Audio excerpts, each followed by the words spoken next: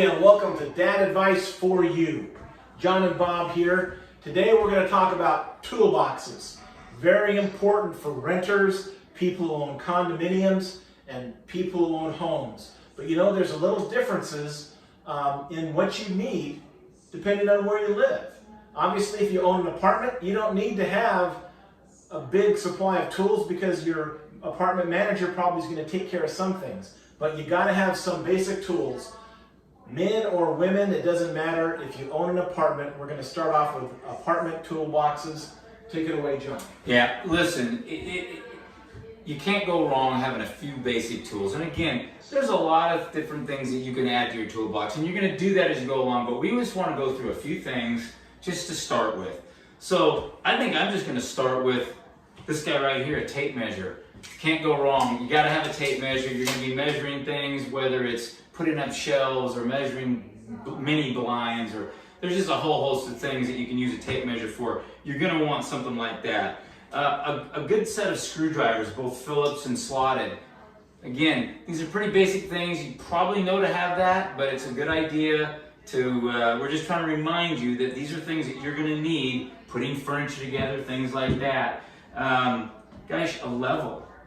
Now, you wouldn't think a little level like this would do you any good, but it will. Again, putting shelves up. Hanging pictures. That's right. So, a level. Tape. This is electrical tape. We also have some duct tape that you can use. It's probably a good idea to have something like that around.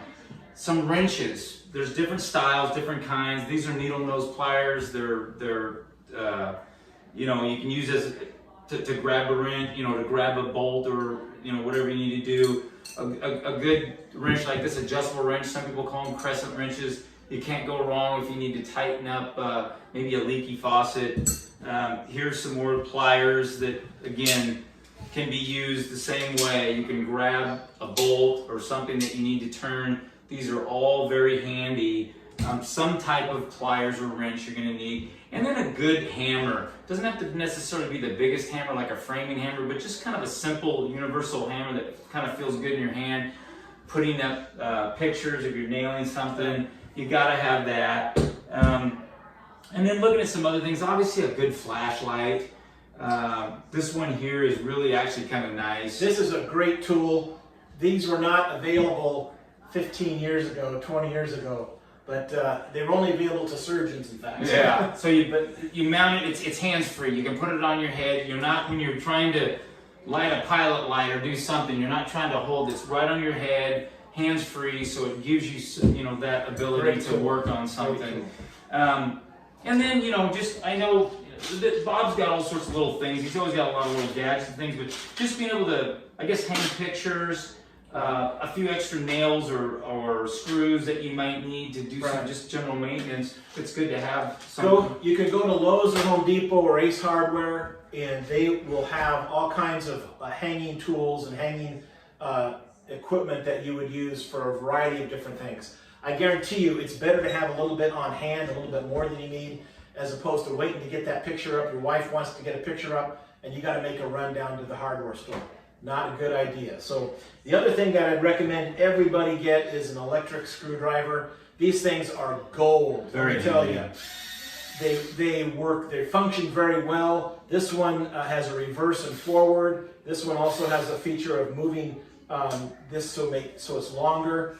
The nice thing about this is you can take off light plates, socket plates with this.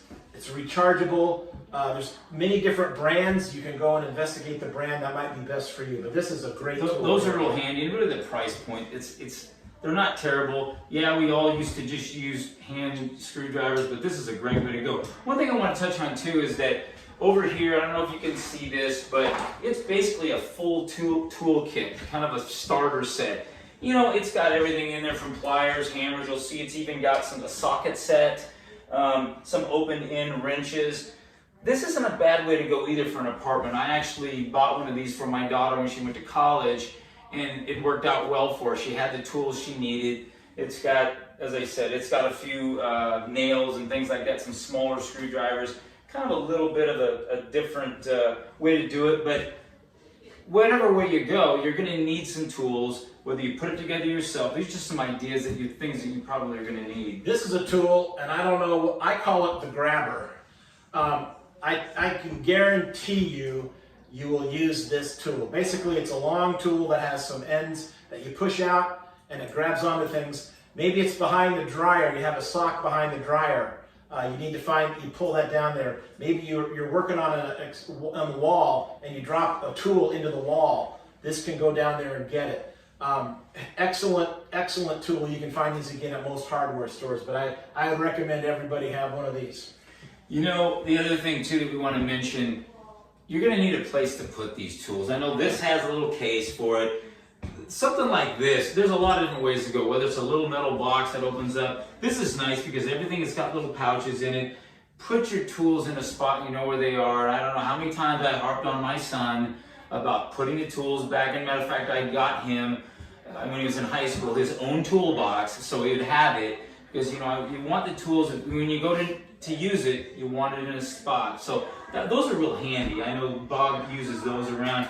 Something as simple as just a bucket.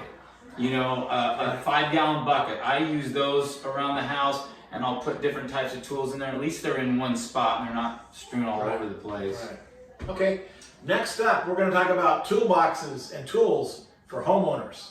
That'll be fun. Stay tuned.